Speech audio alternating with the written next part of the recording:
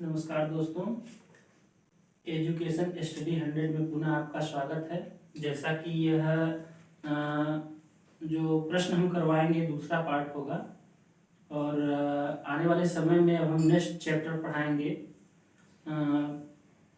संधि, समास, अलंकार और ऐसे में, और पूरा हिंदी सिलेबस पहले लिखवा देंगे। तो हम जल्दी से समय न गवाते हुए हम अपने टॉपिक पर आते हैं। तो है क्या, पहला प्रश्न है, हिंदी किस भाषा परिवार की भाषा है? तो हिंदी भारोपीय परिवार की भाषा है, तो आपका पहला विकल्प सही होगा, भारोपीय। दूसरा है, भारत में सर्वाधिक बोली जाने वाली भाषा कौन सी है? तो भारत में सर्वाधिक बोली जाने वाली भाषा हिंदी है। हिंदी आप जानते हैं हिंदी है, तो आपका विकल्प नंबर ए सही होगा। अगला प्रश्न है, हिंदी भाषा का जन्म हुआ है? तो हिंदी भाषा का जन्म आप जानते हैं, हम आपको बताए हैं कि पहले भारत में संस्कृत के बाद पाली महावीर स्वामी के समय की भाषा, उसके बाद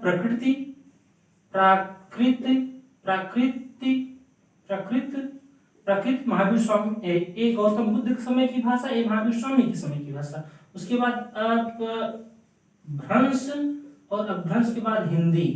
तो आपका प्रश्न क्या है, हिंदी भाषा का जन्म हुआ है? तो हिंदी भाषा का जन्म कहां से हुआ है? अपभ्रंश से हुआ है। कहां से हुआ है? अपभ्रंश। हम आपको बताएं, बार बार इसको ख्याल कर लीजिएगा। संस्कृत, फिर पाली गौतम बुद्ध के समय की भाषा, फिर प्रकृति महावीर समय की भाषा, महावीर स्वामी के समय की भाषा, और अपभ्रंश के बाद हिंदी। तो आपका उत्तर यहाँ होगा अपभ्रंश, यानी तीसरे का ए सही हो जाएगा। तीसरे का ए आपका सही हो जाएगा। अगला प्रश्न है, निम्नलिखित में से कौन सी बोली अथवा भाषा हिंदी के अंतर्गत नहीं आती? तो हम आपको बताए हैं कि हिंदी के अंतर्गत कौन कौन आती हैं। तो हिंदी के अंतर्गत हमने आपको बताया, हिंदी को 5 उपभाषाओं में बांटा गया है। जो राजस्थानी, पहली है राजस्थानी, दूसरी है पश्चिमी हिंदी, तीसरी है पूर्वी हिंदी, चौथी है बिहारी हिंदी और पांचवी है पहाड़ी हिंदी। इस उपभाषा के अंतर्गत निम्न बोलियां आती हैं। इसको आप लोग याद कर लीजिए, बहुत इंपॉर्टेंट प्रश्न है ये सब, है ना। राजस्थानी में कौन कौन आता है? मारवाड़ी, मेवाती और मालवी और जयपुरी, हमने आपको बताया है। और पश्चिमी हिंदी में कौन आता है? कौरवी को हम खड़ी बोली कहते हैं, और बांगरू को हरियाणवी कहते हैं, और ब्रजभाषा बुंदेली और कन्नौजी, ये पश्चिमी हिंदी के अंतर्गत आता है। और पूर्वी हिंदी के अंतर्गत अवधी, बघेली और छत्तीसगढ़ी आता है। और बिहारी हिंदी के अंतर्गत भोजपुरी, मगही और मैथिली आता है। और पहाड़ी के अंतर्गत कुमाऊनी और गढ़वाली आता है। तो आपका प्रश्न है कि हिंदी परिवार की भाषा हिंदी के अंतर्गत कौन नहीं आता है? तो कन्नौजी आता है, बांगरू आता है, अवधी आता है, तेलुगु नहीं आता है। तो आपका विकल्प नंबर डी होगा, तेलुगु। अगला प्रश्न है, हिंदी की विशिष्ट बोली ब्रजभाषा किस रूप में सबसे अधिक प्रसिद्ध है? तो काव्य भाषा के रूप में यह प्रसिद्ध है। विकल्प नंबर डी सही हो जाएगा। अगला प्रश्न है, भारतवर्ष में हिंदी को आप किस वर्ग में रखेंगे? तो आप जानते हैं भारतवर्ष में हिंदी को राजभाषा का दर्जा दिया गया। राजभाषा, क्योंकि आप जानते हैं राजभाषा का दर्जा दिया गया, क्योंकि आप जानते हैं 14 सितंबर 1949 को संविधान सभा ने हिंदी को राजभाषा के रूप में संविधान में समाहित किया और हिंदी को राजभाषा का दर्जा दिया गया। तो आपका विकल्प होगा राजभाषा। तो आपका विकल्प नंबर ए सही हो जाएगा। उसके बाद अगला प्रश्न है आपका, निम्नलिखित में से कौन सी भाषा संस्कृत भाषा की अपभ्रंश है? तो आप जानते हैं संस्कृत भाषा की अपभ्रंश है, यानी संस्कृत के बाद कौन आती है? तो संस्कृत के बाद कौन आती है? अभी हमने आपको बताया, संस्कृत के बाद पाली आती है। पाली भी समझ जाइए संस्कृत है, लेकिन संस्कृत का थोड़ा सा बिगड़ा रूप है। पहले हमने आपको बताया संस्कृत, फिर पाली, फिर प्रकृत, फिर अपभ्रंश और फिर हिंदी। तो आपकी पाली हो जाएगी, यानी विकल्प नंबर डी सही हो जाएगा। 12वां प्रश्न है, अगला प्रश्न है, अधिकतर भारतीय भाषाओं का विकास किस लिपि में हुआ है? तो अधिकतर भारतीय भाषाओं का विकास ब्राह्मी लिपि में होगा। ब्राह्मी लिपि, यानी विकल्प नंबर डी हो जाएगा। अगला प्रश्न है हिंदी भाषा किस लिपि में लिखी जाती है? तो हिंदी भाषा देवनागरी लिपि में लिखी जाती है। और आप जानते हैं संविधान के भाग 1 में कहा गया है भारत की राजभाषा हिंदी होगी और लिपि देवनागरी होगी। तो यहाँ विकल्प नंबर डी सही हो जाएगा, देवनागरी। वर्तमान हिंदी का प्रचलित रूप है, तो वर्तमान में हिंदी का प्रचलित रूप खड़ी बोली है। हिंदी खड़ी बोली है, इस समय खड़ी बोली बोला जाता है हिंदी का। और अगला प्रश्न है तो खड़ी बोली यानी विकल्प नंबर सी सही हो जाएगा। अगला प्रश्न है हिंदी भाषा की बोलियों के वर्गीकरण के आधार पर छत्तीसगढ़ी बोली है। तो आप जानते हैं छत्तीसगढ़ी क्या है? छत्तीसगढ़ी पूर्वी है। तो पूर्वी हिंदी के अंतर्गत कौन कौन आता है? अवधी, बघेली और छत्तीसगढ़ी। तो पूर्वी हिंदी छत्तीसगढ़ी, तो आप लोग छत्तीसगढ़ी यहाँ पे टिक करेंगे। यानी आप लोग विकल्प नंबर क्या हो जाएगा? विकल्प नंबर वर्तमान में हिंदी का प्रचलित रूप है, खड़ी बोली हो गया। अगला प्रश्न है तो पूर्वी हिंदी, छत्तीसगढ़ी जो है पूर्वी हिंदी के अंतर्गत आता है। अगला प्रश्न है निम्नलिखित में से कौन सी पश्चिमी हिंदी की बोली नहीं है? तो पश्चिमी हिंदी के अंतर्गत कौन कौन आती है? कौरवी को खड़ी बोली कहते हैं, बांगरू को हरियाणवी कहते हैं, ब्रजभाषा, बुंदेली और कन्नौजी एक पश्चिमी हिंदी के अंतर्गत आता है। तो यहाँ पे है कह रहा है कि कौन पश्चिमी हिंदी के अंतर्गत नहीं आता? तो बुंदेली आता है, ब्रज आता है, कन्नौजी आता है, बघेली आपका जो है अगर आप देखें तो बघेली आपका पूर्वी हिंदी के अंतर्गत आता है, बघेली। तो आपका बघेली सही होगा, यानी विकल्प नंबर डी सही होगा। अगला प्रश्न है भारतीय संविधान में किस अनुच्छेद में राजभाषा संबंधी प्रावधान किया गया है? हमने आपको बताया है, वीडियो बताया है, जो वीडियो हिंदी का डाले हैं पार्ट चैप्टर नंबर 1, उसमें हम आपको बताए हैं कि संविधान में भाग 17 में और अनुच्छेद 343 से 351 तक हिंदी का उल्लेख किया गया है। तो आपका होगा पहला विकल्प अनुच्छेद 343 से 351। अगला प्रश्न है दक्षिणी भारत हिंदी प्रचार सभा का मुख्यालय कहाँ है? तो दक्षिण भारतीय हिंदी प्रचारिणी सभा का मुख्यालय चेन्नई में है। दक्षिण में चेन्नई पड़ता है, तमिलनाडु की राजधानी चेन्नई आप जानते हैं, जिसका पहले नाम मद्रास था। अगला प्रश्न है हिंदी भाषा के विकास का सही अनुक्रम कौन सा है? तो हिंदी भाषा के विकास का सही अनुक्रम क्या है? पहले है संस्कृत के बाद पाली के बाद प्रकृत के बाद अपभ्रंश के बाद हिंदी। तो आपका पहला विकल्प हो जाएगा पाली, प्रकृति, अपभ्रंश, हिंदी, यानी 19 का पहला सही हो जाएगा। अगला प्रश्न है संविधान के अनुच्छेद 351 में किस विषय का वर्णन किया गया है? देखिए अनुच्छेद 351 में कहा गया है, संविधान के अनुच्छेद 351 में कहा गया है प्रत्येक नागरिकों का यह कर्तव्य होगा हिंदी का प्रचार प्रसार करे। तो आपका विकल्प नंबर यहाँ क्या हो जाएगा? विकल्प नंबर आपका डी हो जाएगा, हिंदी के विकास के लिए निर्देश, हिंदी के विकास के लिए बात कहा गया है। अगला प्रश्न है ब्रजभाषा है, तो ब्रजभाषा पश्चिमी हिंदी का भाषा है। ब्रजभाषा हमने आपको बताया है, ब्रजभाषा किसका है? पश्चिमी हिंदी का आता है ब्रजभाषा। ब्रज यानी मथुरा का क्षेत्र, तो पश्चिमी का आता है, तो यहाँ पश्चिमी सही हो जाएगा, यानी विकल्प नंबर बी सही हो जाएगा। आगे है मगही किस उपभाषा की बोली है? तो मगही हमने आपको बताया मगही बिहार की है ना, बिहारी हिंदी। मगही देखिए भोजपुरी, मगही और मैथिली, तो मगही आपका सही हो जाएगा। यानी कहने का मतलब यह है मगही किस उपभाषा की बोली है? तो बिहारी, यानी विकल्प नंबर डी सही हो जाएगा। अगला प्रश्न है हिंदी खड़ी बोली किस अपभ्रंश से विकसित हुई है? तो हिंदी खड़ी बोली सौरसेनिक से विकसित हुई है, यानी विकल्प नंबर सी सही हो जाएगा। अगला प्रश्न है भाषा के आधार पर भारतीय राज्यों के पुनः संचरण की गई है, यानी ध्यान दीजिए राजभाषा आयोग, एक राजभाषा आयोग 1956 में बना था। यह राज्यों के पुनर्गठन के लिए संविधान में जो है संविधान में प्रावधान किया गया और राजभाषा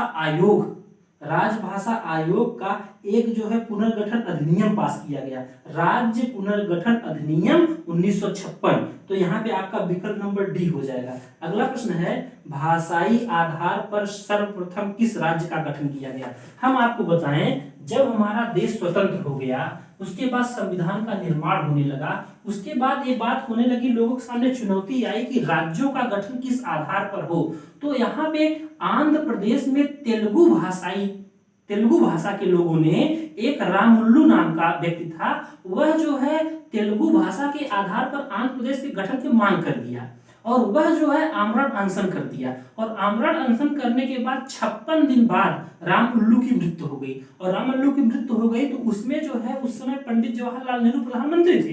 तो उन्होंने सोचा कि यह जो इनकी मृत्यु हो गई है, यह और तेजी के साथ जन आंदोलन न फैल जाए, इसलिए उन्होंने निश्चय किया कि भाषा के आधार पर ही राज्यों का गठन होगा। और सर्वप्रथम भाषा के आधार पर गठित होने वाला राज्य आंध्र प्रदेश है, 1 अक्टूबर 1953। इस बात को आप लोग ख्याल करिएगा, 1953। तो यहाँ आपका विकल्प हो जाएगा राज्य भाषा के आधार पर गठित होने वाला पहला राज्य है आंध्र प्रदेश। और कब हुआ? 1 अक्टूबर 1953। अगला प्रश्न है, बघेली बोली का संबंध किस उपभाषा से है? तो बघेली बोली पूर्वी हिंदी का है ना, पूर्वी हिंदी के अंतर्गत बघेली आता है। तो बघेली आपका जो है पूर्वी हिंदी के अंतर्गत, यानी विकल्प नंबर बी सही हो जाएगा। अगला प्रश्न है, किस तिथि को हिंदी को राजभाषा का जो है निर्णय दिया गया था? तो आप जानते हैं 14 सितंबर 1949 को हिंदी को राजभाषा के रूप में संविधान में दर्जा दिया गया था। और इसी दिन से 14 सितंबर को हम हिंदी दिवस मनाते हैं। क्या मनाते हैं? हिंदी दिवस। 14 सितंबर को हिंदी दिवस मनाया जाता है। अगला प्रश्न आपका है, यानी विकल्प नंबर सी हो जाएगा, 14 सितंबर 1949। अगला है, वर्ष 1955 में गठित प्रथम राजभाषा आयोग के अध्यक्ष थे। तो 1955 में गठित प्रथम राजभाषा आयोग के अध्यक्ष बीजी खेर थे। बीजी खेर, पहला विकल्प आपका सही हो जाएगा। अगला प्रश्न है, भारतीय संविधान की 8वीं अनुसूची में शामिल भाषाओं की संख्या कितनी है? तो वर्तमान में 8वीं अनुसूची में भाषाओं की संख्या 22 है, लेकिन जब मूल संविधान की बात किया जाए तो पहले 14 थी, लेकिन संशोधन कर करके वर्तमान में 22 भाषाओं को संविधान में जगह दिया गया है। और संविधान में भाषाओं का उल्लेख 8वीं अनुसूची में किया गया है, इस बात को भी आप जानते रहिएगा। ठीक, अगला प्रश्न है, थोड़ा जल्दी किया जाए। और अगला प्रश्न है, हिंदी की आदि जननी है, तो हिंदी की आदि जननी संस्कृत है, इस बात को आप लोग ख्याल करिए। आगे है, 11वां विश्व हिंदी सम्मेलन सन 2018 का आयोजन किया गया था। हम आपको बता दें, विश्व स्तर पर हिंदी के विकास के लिए भारत सरकार ने यह सोचा कि हम विश्व स्तर पर हिंदी दिवस मनाएं, विश्व हिंदी दिवस। उसी के लिए जो है, ताकि विश्व स्तर पर हिंदी का प्रचार प्रसार हो और हिंदी एक उच्च दर्जा प्राप्त करे। तो इसीलिए जो है 10 जनवरी से 12 जनवरी 1975 में पहली बार जो है विश्व हिंदी सम्मेलन का आयोजन किया गया था। और नागपुर में प्रथम विश्व हिंदी सम्मेलन का आयोजन किया गया था 1975 में। कब? 10 जनवरी से 12 जनवरी के बीच। इसीलिए यह जो है 11वां था, नहीं, ये प्रथम था। और इसी दिन से 10 जनवरी को विश्व हिंदी दिवस मनाया जाता है। अगर पूछा जाए विश्व हिंदी दिवस कब मनाया जाता है, तो 10 जनवरी। और अगर पूछा जाए हिंदी दिवस कब मनाया जाता है, तो 14 सितंबर। ध्यान दीजिए, तो यहां आपका क्या उत्तर हो जाएगा? आपसे पूछा गया था कि 11वां विश्व हिंदी सम्मेलन का आयोजन कहां हुआ था, तो मॉरिशस में हुआ था, मॉरिशस में 11वां। और 10वां बता दें, 11वां मॉरिशस में हुआ था, 10वां जो है भोपाल में हुआ था। भोपाल सन 2015 में हुआ था। और यह सन 2018 में हुआ था, सन 2018 में। जब 1975 में यह प्रावधान किया गया कि हर 4 साल बाद विश्व हिंदी दिवस मनाया जाएगा, लेकिन बाद में चलकर उसे 3 साल कर दिया गया। हर 3 साल बाद विश्व हिंदी दिवस मनाया जाएगा। तो 10वां कब मनाया गया? सन 2015 में भोपाल मनाया गया था, फिर सन 2018 में मॉरिशस में मनाया गया था। अब की बार सन 2021 में मनाया जाएगा। यह जो है, यह मनाया जाएगा मध्य प्रदेश के देवास में मनाया जाएगा। मध्य प्रदेश के देवास में मनाया जाएगा 12वां विश्व हिंदी सम्मेलन, सन 2021 में मनाया जाएगा। अगला प्रश्न हम देखें, निम्नलिखित में से कौन सी भारोपी परिवार की भाषा नहीं है? तो मलयालम मलयालम जो है भारूपी परिवार की भाषा नहीं है। अगला है हिंदी दिवस किस दिन को मनाया जाता है, किस तिथि को मनाया जाता है? तो हिंदी दिवस 14 सितंबर को मनाया जाता है, आप जानते हैं। अगला प्रश्न है विकास की दृष्टि से प्रकृति की पूर्वकालिक अवस्था का नाम बताइए। तो प्रकृति के पहले कौन आती है? पाली आती है। प्रकृति के पहले पाली आती है और पाली के पहले संस्कृत आती है। पहले संस्कृत, फिर पाली, फिर प्रकृति। तो प्रकृति के पहले कौन आएगी? पाली। तो आपका उत्तर होगा पाली, यानी पहला विकल्प सही हो जाए। अगला प्रश्न है पश्चिमी हिंदी की दो बोलियों का सही युग्म है। तो पश्चिमी हिंदी के अंतर्गत कौन कौन आता है? पश्चिमी हिंदी के अंतर्गत कौरवी, कौरवी को खड़ी बोली कहते हैं, बांगरू, बांगरू को हरियाणवी कहते हैं, ब्रज भाषा, बुंदेली और कन्नौजी। तो आपका हो जाएगा पश्चिमी हिंदी के अंतर्गत दो युग्म, खड़ी बोली और बुंदेली, यानी विकल्प नंबर डी सही हो जाएगा। अगला प्रश्न है अर्धमागधी अपभ्रंश से विकसित बोली है। तो अर्धमागधी बघेली से विकसित है, यानी विकल्प नंबर बी सही हो जाएगा। अगला प्रश्न है देवनागरी लिपि का सही विकास क्रम है। तो देवनागरी लिपि का विकास क्रम सही है ब्राह्मी लिपि, ब्राह्मी लिपि के बाद गुप्त लिपि, गुप्त लिपि के बाद नागरी लिपि, नागरी लिपि के बाद देवनागरी लिपि, यानी विकल्प नंबर सी सही हो जाएगा। अगला प्रश्न है बहराइच, सुल्तानपुर, रायबरेली किस बोली के क्षेत्र हैं? तो अवधी, यहाँ अवधी बोला जाता है। जैसे फैजाबाद, रायबरेली, सुल्तानपुर, बरेली, इन सब क्षेत्र में अवधी बोला जाता है, यानी विकल्प नंबर डी सही हो जाएगा। अगला 39 नंबर प्रश्न है इनमें से किस बोली का विकास हिंदी से संबंधित नहीं है? तो अवधी, अवधी का संबंध जो है बिहारी हिंदी से नहीं है। अवधी का संबंध बिहारी हिंदी से नहीं है। अवधी का संबंध किससे है? पूर्वी हिंदी से है। बिहारी हिंदी से कौन कौन आता है? बिहारी हिंदी से भोजपुरी, मगही और मैथिली आता है। तो आपका कौन सा विकल्प सही हो जाएगा? आपका अवधी, यानी विकल्प नंबर ए सही हो जाएगा। अगला प्रश्न है 14 सितंबर 1949 को भारतीय संविधान सभा ने हिंदी को भारत संघ की कौन सी भाषा के रूप में, राजभाषा के रूप में अपनाया था? ठीक है। अगला प्रश्न है विभाषा किसे कहा जाता है? तो हिंदी क्षेत्र की प्रमुख बोलियों को ही विभाषा कहा जाता है। और लास्ट प्रश्न है विश्व हिंदी दिवस कब मनाया जाता है? तो विश्व हिंदी दिवस 10 जनवरी को मनाया जाता है। तो बस दोस्तों इतना ही प्रश्न। अगर हम जितना भी प्रश्न करवाने का प्रयास किए आप लोग सहयोग करेंगे, किताब देखेंगे, लूसेंट का किताब देखेंगे तो आपका फायदा होगा। हम बार बार कह रहे हैं आप लोग हमारा सहयोग करिए, हम आपको बेहतरीन चीजें देंगे, यह आप लोग हमारा विश्वास करिएगा। और एक एक चैप्टर हम बेहतरीन ढंग से पढ़ाएंगे, चाहे वह संधि हो, चाहे वह समास हो, चाहे जो हो। और संधि इतना बेहतरीन पढ़ाएंगे आप लोग लगेगा वास्तव में यार सही बात है। तो बस दोस्तों धन्यवाद।